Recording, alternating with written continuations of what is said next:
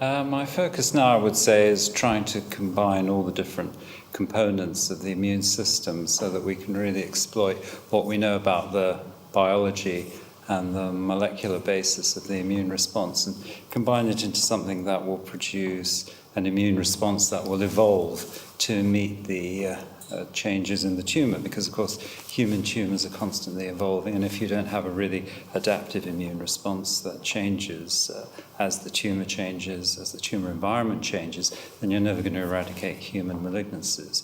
We've been very lucky with some of the hematologic malignancies because they have fairly fixed mutations and fairly fixed patterns of expression, but solid tumors are much more difficult, and I don't think any one component of the immune system can deal with it. You have to really have an ongoing system that exploits all the different components. So that's really what we're trying to do.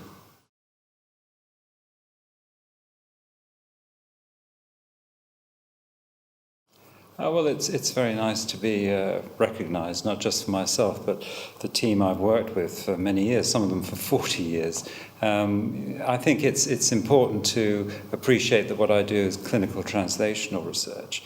It's very much a team effort because there's no one person can do all the different components. You have to have basic scientists, translational researchers, regulatory affairs, people who can do the manufacturing, and people who can do the clinic. And I've been lucky to have a very stable team over the past, as I say, up to 40 years that's really facilitated this, and to have this kind of recognition is an acknowledgement of their contribution.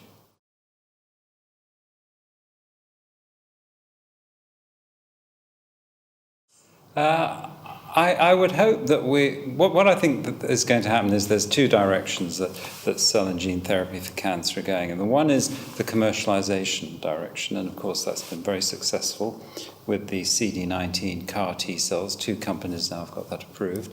And that will continue, I think, for some fairly low-hanging fruit type targets. But I think that for many other tumours, particularly the solid tumours, where you're going to need to combine lots of different approaches all at once, it may be that the effects will require academic institutions to be doing the assembly work, that what companies will do will be to provide components, but the actual final assembly will be done by the academic institutions. In other words, it'll be much more like bone marrow transplantation or cardiac surgery or liver transplant, all these other things in which companies make contributions, but the actual final assembly, the processing, the administration is much more done in the hospital. So I think that sort of thing will come about. So where I'd like to see it in 10 years' time is a greater contribution to the delivery and development of these complex therapies by academic institutions.